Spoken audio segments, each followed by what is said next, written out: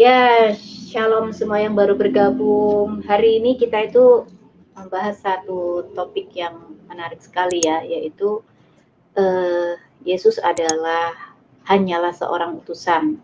Ini pertanyaan ini seringkali dilontarkan kepada kita ya, ditujukan kepada orang percaya. Ayat tersebut yang melandasi orang di luar sana ya, tidak percaya bahwa Yesus itu adalah Tuhan. Nah, makanya ini membuat satu penasaran mungkin buat teman-teman ya, atau mungkin juga orang Kristen juga ada yang belum begitu mengetahui ya. Ya kita hari ini sama-sama belajar. Seperti apa sih sebenarnya ayat tersebut kejelasannya? Nah, langsung aja kita akan mendengarkan penjelasan dari Kiai Jurjis dan juga nanti akan diperlengkapi juga dengan Pak Wahyu. Langsung saja Cak Jur, saya serahkan waktu dan tempatnya. Silakan. Iya, terima kasih Ya. atas kesempatan dan waktunya yang sudah diberikan kepada saya. Tidak berlama-lama kita akan mulai ya. Selumo Allahon Beshem Yesua Mesiha. Salam sejahtera dalam nama Kristus. Assalamualaikum bagi teman-teman muslim yang sedang menyimak acara live ini. Namo Buddhaya, Om Swastiastu, Salam Kebajikan, Rahayu. Ya, ini terbiasa saya mengucapkan salam Nusantara karena saya terbiasa berkecimpung di dalam dunia lintas iman. Sebentar, saya potong dulu tapi Cak Jur, sebelum lebih jauh. Ya, apa? Biasanya kalau narsum itu salam pakai salam shalom gitu ya, salamnya orang Kristen. Hari ini Cak Jur lengkap nih, ada assalamualaikum, ada namo buddhaya. Nah, daripada nanti teman-teman berpikir yang enggak gitu kan ya. Iya. Karena gini, oke lah kalau kita mungkin nggak masalah ya kita dengar salam lain, tapi orang di luar sana mikir, ya apa-apaan nih orang Kristen kok pakai assalamualaikum gitu kan, haram gitu kan. Mereka merasa gimana? Mungkin Cak Jur bisa kasih penjelasan, kenapa sih kita boleh salam dengan pakai salam mereka, Cak Jur? Ya, begini, jadi salam itu setiap keyakinan memiliki salamnya masing-masing. Nah, karena mengapa kita sebetulnya ya sah-sah saja kita mengucapkan salam, itu kan baik ya. Setiap salam itu kan memiliki makna kesejahteraan, doa. Contoh shalom. Shalom itu artinya damai sejahtera. Nah, kita dengan mengucapkan shalom, salam itu sudah mendoakan orang lain. Loh, masa itu tidak boleh kita mendoakan orang lain? Kan begitu. Apalagi dalam konteks keindonesiaan, dalam konteks Nusantara. Nah, kita ini tidak boleh membatasi mengkotak-kotakkan atau mengkapling-kaplingkan apa yang ada di dalam bumi Nusantara ini. Kita tidak boleh seperti itu. Kita tidak boleh radikal. Kita tidak boleh apa namanya? Nggak boleh antipati ya. Fanatik. Iya betul. Kita semua menerima. Iya betul. Ya. Itu kalau saya ya. Iya, oke deh. Silahkan dilanjutkan, Cak Jur. Ya, oke. Terima kasih. Nah, tema pada siang hari ini itu tentang Yesus ya, hanyalah utusan. Itu mungkin kurang adanya tanda tanya. Nah, ya. Yesus hanyalah utusan, ya, mungkin gitu ya. Pengucapannya gitu. Kalau Yesus hanyalah utusan, artinya ya memang ternyata Yesus adalah utusan, kan begitu. Tapi kalau dirubah logatnya, Yesus, penekanannya Yesus adalah Yesus hanyalah utusan. Nah, sebelum kita mengetahui atau menguak apa yang berdasarkan tema pada siang hari ini, mari kita pelajari bersama ya. Mungkin tentang utusan ini yang ditujukan kepada Yesus itu merujuk kepada Yohanes pasal 17 ayat 1 sampai dengan 3.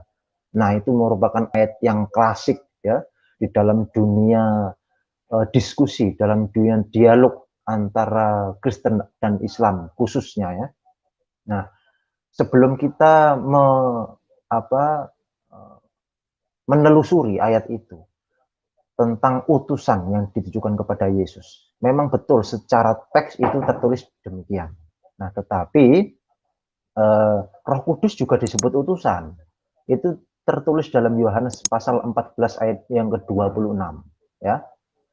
Nah, maka timbullah kesalahpahaman yang terjadi yang dikaitkan dengan surah An-Nisa 171 itu teman-teman kita Muslim itu selalu menyalahpahami kan bahwa Yesus itu utusan gitu. Tetapi tidak mengerti bahwa utusannya yang dimaksud itu berbeda maknanya.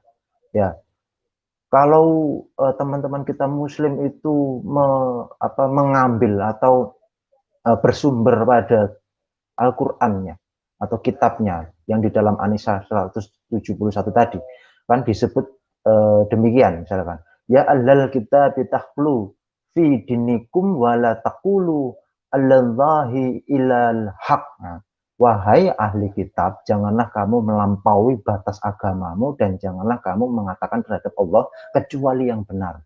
Kemudian dilanjutkan Innamal Masih Isa bin Maryam Rasulullah. Nah, kemudian muncul selanjutnya, sesungguhnya Al-Masih itu Isa putra Maryam itu adalah utusan Allah. Mungkin dibayang teman-teman Muslim, tapi ternyata Yesus atau yang dipahami sebagai Isa putra Maryam ini hanyalah utusan Allah. Nah, utusan itu mungkin bagi teman-teman kita Muslim, pandangannya atau paradigmanya itu kemungkinan ya ini coba koreksi kalau misalkan saya salah ya. Utusan itu menerima wahyu tetapi wajib untuk disampaikan kepada umat. Kira-kira seperti itu. Nah, apakah demikian yang dipahami oleh kekristenan? Apalagi Yahudi. Nah, kita harus tahu dulu bahwa kekristenan itu munculnya lahir dari rahim keyahudian. Jadi segala aspek yang ada di dalam kekristenan itu tidak lepas dan saling berkaitan dengan paradigma Yahudi, paradigma Yudaisme. Nah, rasul tidak ada kaitannya sebetulnya dengan nabi. Itu dalam paradigma Yudaisme. Makanya kita harus mengembalikan terminologi bersama. Makna utusan itu apa? Utusan dalam Yudaisme dan Kristen apakah sama dengan Islam? Tentu beda ya. Tentu beda. Itu beda dengan Islam. Nah, Nabi menerima wahyu tidak wajib kepada umat. Ya, itu kira-kira dari teman-teman kita Muslim. Kemudian Rasul itu menerima wahyu tapi wajib menyampaikan kepada umat.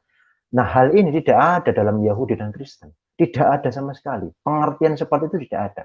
Ya, kita harus kembali kepada perjanjian lama atau kitab perjanjian lama, kitab tanah itu. Fungsi nabi di dalam perjanjian lama itu secara tugas ya tidak selalu spesifik sih dikatakan nabi, tidak selalu sebetulnya ya. Nah, kita mengerti tentang rasul yang ditujukan kepada Yesus kita menemukan di dalam kitab Ibrani dalam perjanjian lama ya, perjanjian baru ya, Ibrani pasal 3 ayat 1. Nah, di situ dikatakan begini. Ibrani 3 ayat 1, perikopnya Yesus lebih tinggi dari Musa. Sebab itu, hai saudara-saudara yang kudus, yang mendapat bagian dalam panggilan sorgawi, pandanglah kepada rasul dan imam besar yang kita akui, yaitu ya. Yesus. Ya, itu kira-kira ya. Nah, di dalam teksnya aslinya begini. Oden adelphi agi kliseos epuranium metohi katanoisate ton. Apostolon dalam bahasa Yunani adalah dikatakan apostolon. Itu merujuk kepada ton apostolon, rasul ya.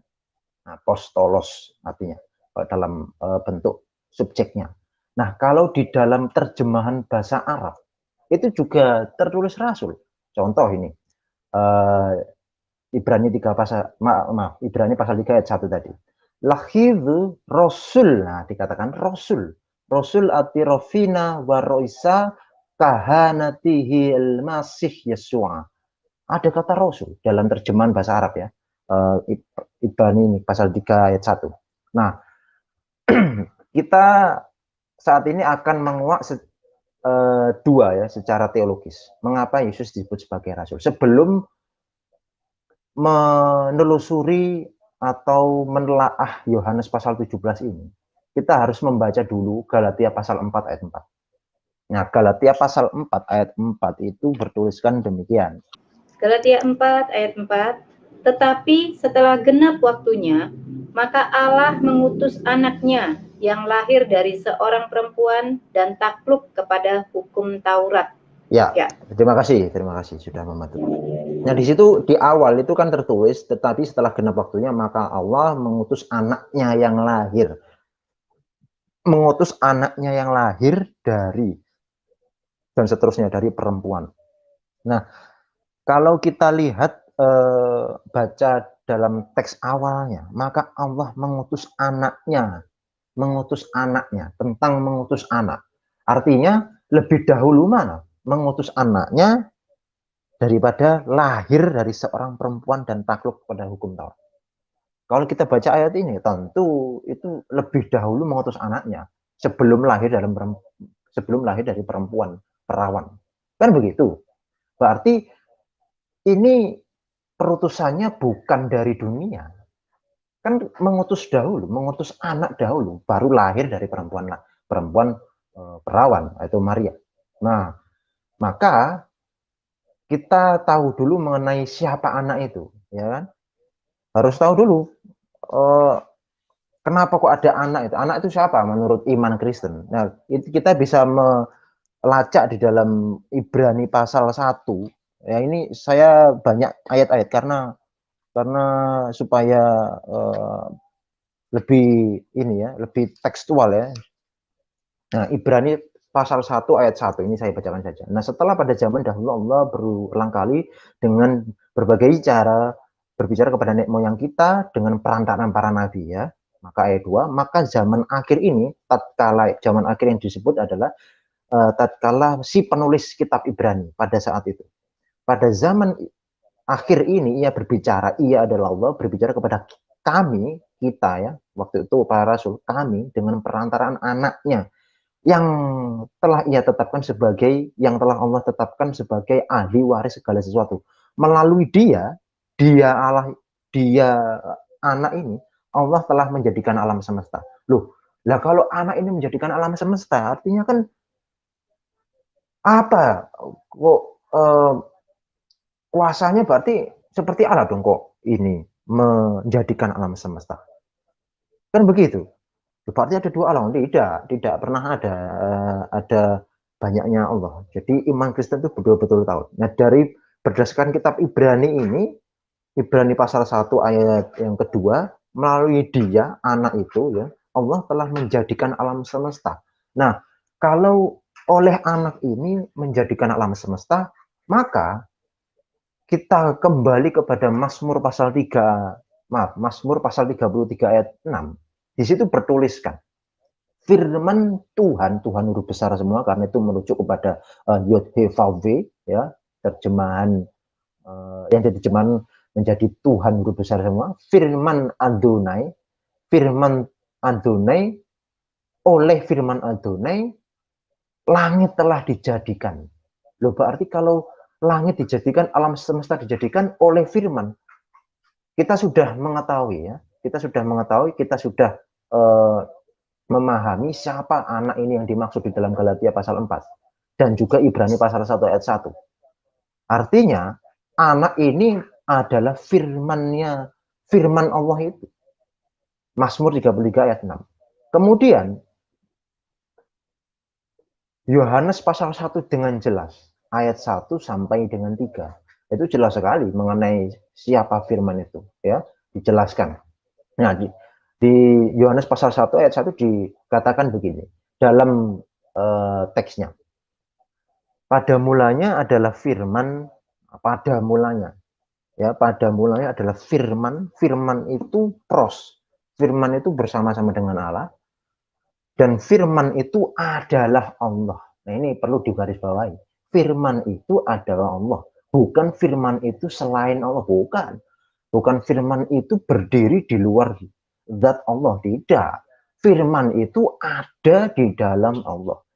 Nah, jikalau anak itu yang dimaksud adalah firman, firman adalah personifikasi sebagai anak Allah itu. Anak Allah bukan jangan dimaksud Allah itu beranak, punya istri, anaknya istrinya siapa, terus punya anak, bukan primitif seperti itu ya. Nah, di sana dikatakan di Yohanes 1 itu ki theos in hologos. Jadi dari awal enarki in hologos, di dalam permulaan ya, artinya di dalam permulaan itu ada firman itu. Segala permulaan adalah firman, karena firman yang mengawali segala sesuatu. Karena firman itu adalah Allah itu sendiri. Itu di dalam Yohanes pasal 1 ayat 1 sampai dengan 3. Itu bisa dibaca di sana sampai ya sampai ayat 3. Firman itu bersama-sama dengan Allah ya, dan segala sesuatu dijadikan oleh Dia, dan tanpa Dia, tanpa firman itu tidak ada sesuatu pun yang jadi dari segala yang telah dijadikan. Nah, menarik kan? Ini sudah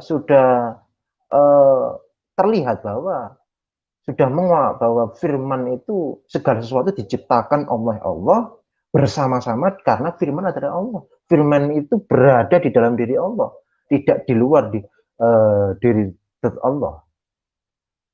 Ini di dalam iman Kristen ya.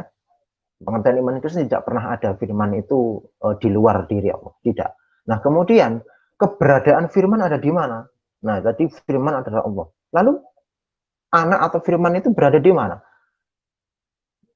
Yohanes pasal 8 ayat 42. Di sana dikatakan, jikalau Allah adalah Bapamu, kamu akan mengasihi aku. Itu tatkala Yesus berdialog dengan orang-orang Yahudi. Ya. Maka Yesus menjawab, jikalau Allah adalah Bapamu, maka kamu akan mengasihi aku, sebab aku keluar dan datang dari Allah. Keluarnya dari Allah ini kan tidak tidak mungkin ya, tidak mungkin merujuk kepada aspek kemanusiaan Yesus. Tidak mungkin Allah itu goib, Allah itu tidak berjisim, Allah itu tidak dapat diselami. Allah itu kalau dalam bahasa Jawa tan keno kinoyo ngopo, kan begitu ya. Nah, maka firman itu berada di dalam Allah karena keluar dari Allah. Lalu firman yang ada di dalam diri Allah itu di dalam Yohanes pasal 1 ayat 14 dikatakan wal kalimatu shara jasadan wa hala bainana wa ra'ayna majdahu majdan. Firman Allah itu telah menjadi daging. Ki hologos saks egin itu ki eskinosin inhimin. Telah menjadi daging. Kalau dalam terjemahannya, kalau kita standar LAI ya, terjemahannya menjadi manusia. Dan diam di antara kami para rasul waktu itu, bukan kita. Dan diam di antara kami. Dan kami telah melihat kemuliaannya. Yang kemuliaan dari mana? Kamali wahidin minal abi. Dari Bapa minal abi. Mamlu'an nikmatan wahakan. Dari Bapa penuh kasih dan kebenaran. Monogenus para patros. Monogenus, satu gen dari Bapa. Firman itu atau anak itu satu gen, satu hakikat dengan sang Bapa, dengan Allah itu tadi. Maka jelas firman adalah Allah. Karena Allah itu tidak pernah terpisahkan dengan yang namanya firman-Nya. Ini masih berbicara firman. Makanya ini saya jelaskan secara teologis dahulu tentang mengapa Yesus diutus sebagai mengapa Yesus itu utusan. Dalam makna apa utusan? Gitu loh maksudnya. Ya. Kemudian kok bisa firman atau anak itu diutus oleh Bapa ya? Ya karena di dalam triadologi atau Tritunggal Maha Kudus, yaitu mia usia tris hipostasis, satu hakikat, satu usia, tris dalam 3 hipostasis, 3 pribadi. Pribadi jangan diartikan pribadi terpisah seperti kita, saya, Pak Wahyu, lalu Bu siapa? Bu Bulan, terus 3 terpisah gini. Yang satunya pergi tinggal 2. Tidak seperti itu ya. Di pribadi di dalam diri Allah, Allah itu hipostasis. Jangan diartikan pribadi secara psikologis yang terpisah, tidak. Tetapi sebuah pribadi hipostasis yang metafisik. Nah, memang memahami Allah itu rumit ya, karena Allah bukan seperti kita ya. Tetapi perjanjian baru di dalam kekristenan itu dapat menjelaskan, dapat mempertanggungjawabkan keimanan tentang Allah yang Esa itu. Nah, maka muncul salah paham dari teman-teman kita umat Muslim yang berdasarkan surah Al-Maidah surah Al-Maidah 73 yang berbunyi laqad kafara alladzina qalu innallaha salisu salasa. Sesungguhnya telah kafirlah sesungguhnya telah kafirlah orang yang mengatakan bahwa Allah adalah salah satu dari 3, salah satu 3 dari yang 3. Tidak pernah ada Tritunggal Maha Kudus itu 3 dari 3. Kita orang Kristen menyanyikan aja ketiganya yang Esa, tidak pernah ada ketiganya yang 3, tidak ada. Nah, maka Tritunggal Maha Kudus itu Mia Usia Tris Hipostasis itu achoristos. Artinya apa? Tidak terpisahkan. Yang pertama. Yang kedua, asingkitos atau tidak bersentuhan dengan yang lain. Tidak terpisah, tidak bersentuhan. Ketiganya setiap hipostasis itu berada di dalam diri masing-masing dan memiliki hidupnya masing-masing. Jikalau di dalam 3 hipostasis itu memiliki hidup, maka itu memiliki pribadi. Maka 3 hipostasis itu berpribadi. Ya, ini memang penjelasan yang sangat mungkin sulit dicerna. Ya, cukup dalam dan sulit dicerna. Tetapi iya, memang begini. Jadi makanya saya bingung ini harus menggunakan bahasa yang sederhana ya. Ternyata tidak bisa karena ini diperlukan terus mendengar terus ya, belajar terus. Ini karena kekristenan itu tidak dangkal. Ini membuktikan bahwa kekristenan itu tidak sedangkal yang dipikirkan orang lain. Ini sangat dalam ya, dibutuhkan ilmu kalau bahasa Jawa ini ilmu tua ya, ilmu tinggi dan lama. Kurang gitu ya. Kan begitu. Iya. Nah, maka dalam Yohanes pasal 1, surat 1 Yohanes pasal 1 ayat 1 dikatakan firman yang hidup yang dapat kami raba, yang dapat kami lihat dan dapat kami dengar, itulah firman yang hidup.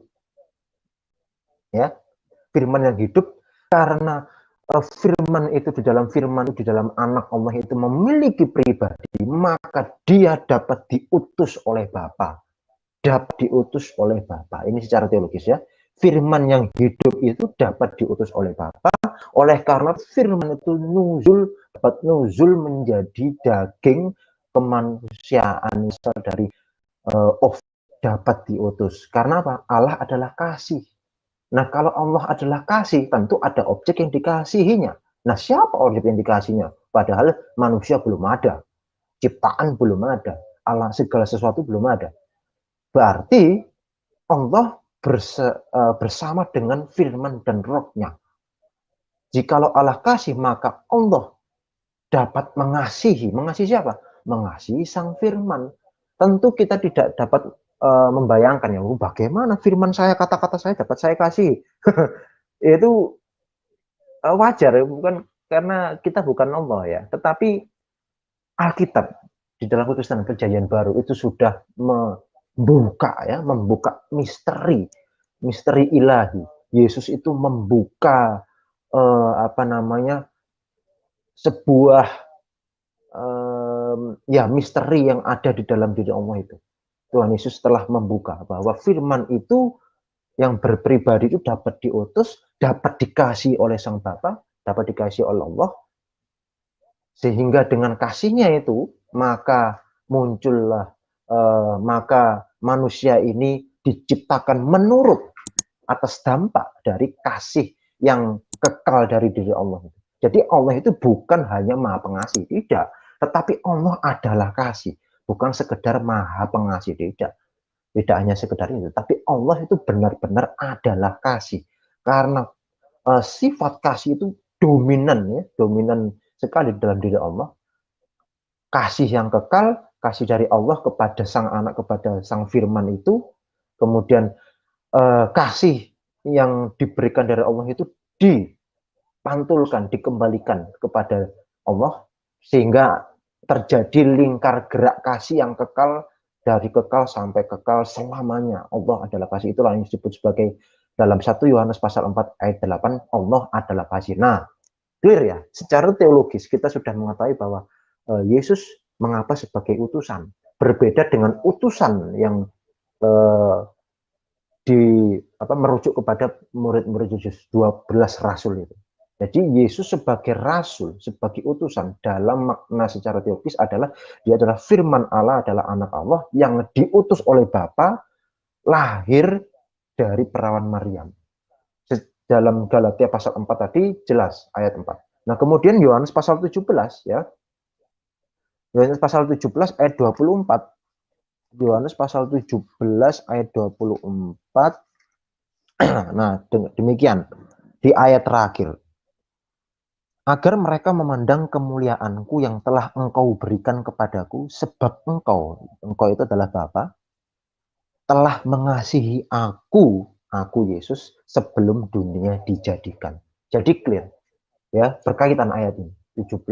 Pasal 17 ayat 24 dengan Allah adalah kasih tadi. Nah, kasihnya Allah mengasihi sang firman sebelum dunia dijadikan. Karena firman itu berpribadi, berhipostasis. Maka Yohanes terakhir secara teologis ya, karena banyak sekali, nanti secara latar belakang saya jelaskan makna rasul dalam Yudaisme. Ya. Yohanes 1 ayat 18 dikatakan tidak seorang pun yang pernah melihat Allah. Tidak ada. Bahkan para nabi pun tidak ada yang pernah, sekelas para nabi ya, tidak pernah ada yang melihat Allah. Tidak pernah ada. Tetapi anak tunggal Bapa, monogenes patros, anak tunggal tadi yang sudah kita pelajari ya, sudah saya jelaskan panjang lebar tadi, anak tunggal Bapa yang yang menyatakannya. Clear ya. Itulah mengapa Yesus dikatakan sebagai utusan, bukan dalam makna utusan menerima firman dari Allah kemudian menyampaikan kepada umat, bukan begitu ya. Nah, kira-kira itu dulu. Nanti saya sambung dengan latar belakang tentang makna rasul di dalam Yudaisme yang kemudian dilanjutkan di dalam Kekristenan. Terima kasih.